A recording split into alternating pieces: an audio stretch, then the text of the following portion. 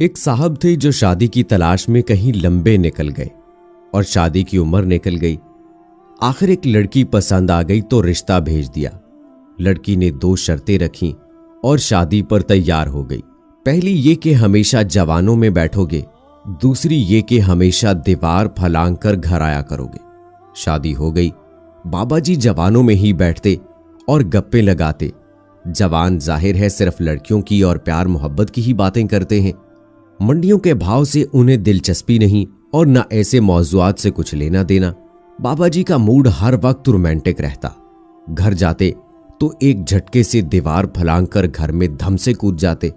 आखिर एक दिन बाबा जी के पुराने जानने वाले मिल गए। वो उन्हें गिले शिकवे करके और घेर घार के अपनी पंडाल चौकड़ी में ले गए। अब वहां क्या बातें होना थी। यार घुटनों के दर्द से मर गया हूं, बैठकर नमाज पढ़ता हूं। यार मेरा तो वुजू ही नहीं रहता, पेशाब का कतरा निकल जाता है।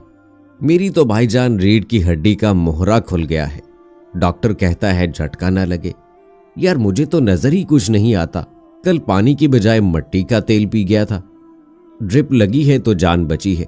बाबा जी जूं जूं उनकी बातें सुनते गए तो उनका मोराल जमीन पर लगता गया। जब ठीक पाताल में पहुंचा तो मजलिस बर्खास्त हो गई और बाबा जी घिसटते पांव के साथ घर को रवाना हो गए। घर पहुंचकर दीवार को देखा तो घर की दीवार की बजाय वो दीवारें चीन लगी। हिम्मत ना पड़ी दीवार कूदने की कि कहीं बाबे फज्जे की तरह चुक न निकल आए। आखिर मॉडल तो दोनों का एक ही था।